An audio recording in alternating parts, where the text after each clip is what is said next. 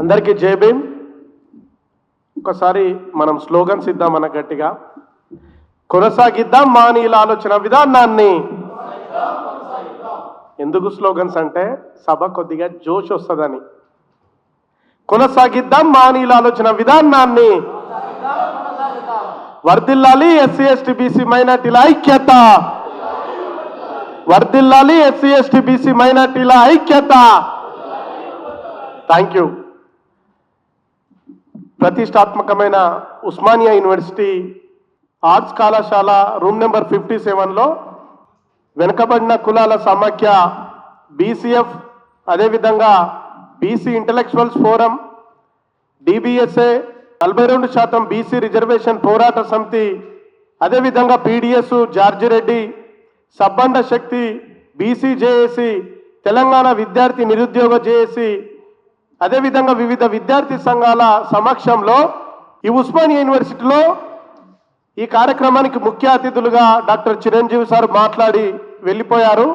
ఈ వేదిక మీద జస్టిస్ చంద్రకుమార్ సారు వేదిక మీద ఉన్నారు.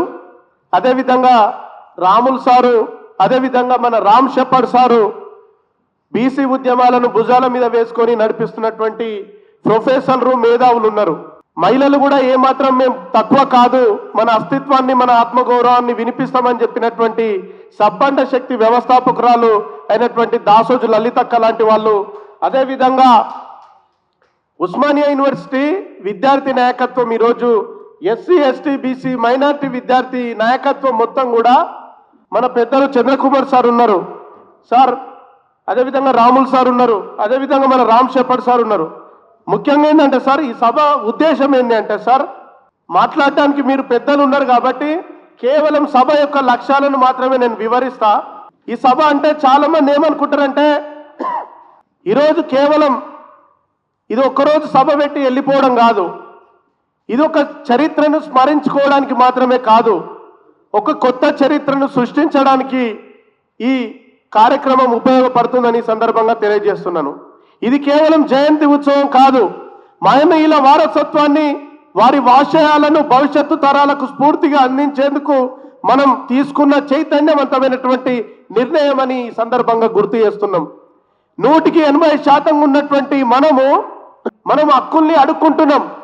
హక్కుల్ని అడుక్కోవడం కాదు, మనం అందరం ఏకమైతే రాజ్యం సాధ్యమవుతుందనేటువంటి విషయాన్ని ఈ సభలో చర్చించుకోవడం కోసం ఈ సభ నిర్వహిస్తున్నాం అనేటువంటి విషయాన్ని ఈ సందర్భంగా తెలుసుకుంటున్నాం. డాక్టర్ బాబాసాహెబ్ అంబేద్కర్ గారు నిర్మించినటువంటి ఆత్మగౌరవ హక్కుల ఉద్యమాన్ని, మహాత్మా జ్యోతిబా ఫులే ప్రారంభించినటువంటి సాంస్కృతిక సామాజిక చైతన్యమైనటువంటి ఉద్యమాన్ని భవిష్యత్తు తరాలకు అందించేందుకు మనందరం చదువుకున్న వాళ్ళుగా లోతైన విషయాల్ని చర్చించేందుకు మేధోమదనంగా ఇట్లాంటి సభ ఉపయోగపడుతుందని ప్రతి హాస్టల్కు తిరిగి ప్రతి ఒక్క విద్యార్థి దగ్గరకు వెళ్ళి ఈ సభను నిర్వహిస్తా ఉన్నాము అని చెప్పేసి మీరందరూ భాగం కావాలని ఈ సభ ద్వారా తెలియజేయడం జరిగింది. అయితే ఈ సభ ద్వారా మేధావులు, ప్రొఫెసర్లు ఉన్నారు కాబట్టి ఒక 20 తీర్మానాలు ఈ సభలో 20 లక్ష్యాలను ఈ సభలో ఏర్పాటు చేయడం జరిగింది. ఏంటి అంటే ముఖ్యంగా 180% ఉన్నటువంటి బహుజనులం మన ఐక్యతతో మనం ఐక్యంగా ఉంటే బహుజన రాజ్యాధికారానికి సాధ్యమవుతుంది. ఆ సాధ్యమయ్యేందుకు మనం అందరం కృషి చేయాలని చెప్పేసి మొదటి తీర్మానంగా ఈ సందర్భంగా గుర్తు చేస్తా ఉన్నాను. రెండవది ఏంటి అంటే ఫూలే అంబేద్కర్ గారి ఆశయాలను ప్రతి ఇంటికి తీసుకువెళ్లేందుకు ఈ సభ ఉపయోగపడుతుందని ఈ సందర్భంగా తెలియజేస్తా ఉన్నాను. సామాజిక న్యాయం కోసం నిరంతరం పోరాటం చేయాలని చెప్పేసి కూడా ఈ సభ తీర్మానాల్లో భాగస్వామ్యం చేయడం జరిగింది. అదేవిధంగా బీసీలకు 42% రిజర్వేషన్ల సాధనకు ఉద్యమాన్ని బలోపేతం చేయాలని చెప్పేసి కూడా ఈ తీర్మానాల్లో ఉన్నది. అదేవిధంగా రాజ్యాంగ హక్కులపై ప్రజల్లో స్పష్టమైన అవగాహనను కల్పించాలి. ఎస్సీ ఎస్టీ బీసీ మైనార్టీల ఐక్యతకు బలోపేతం చేయాలి. అదేవిధంగా ముఖ్యంగా మందకృష్ణన్ అన్నట్టు కులం రద్దు అంశంపై విస్తృతమైనటువంటి చర్చ జరగాలి, కుల నిర్మూలన జరగాలి అనేటువంటి అంశాన్ని కూడా ఈ సభలో తీర్మానాన్ని ఏర్పాటు చేయడం జరుగుతుంది.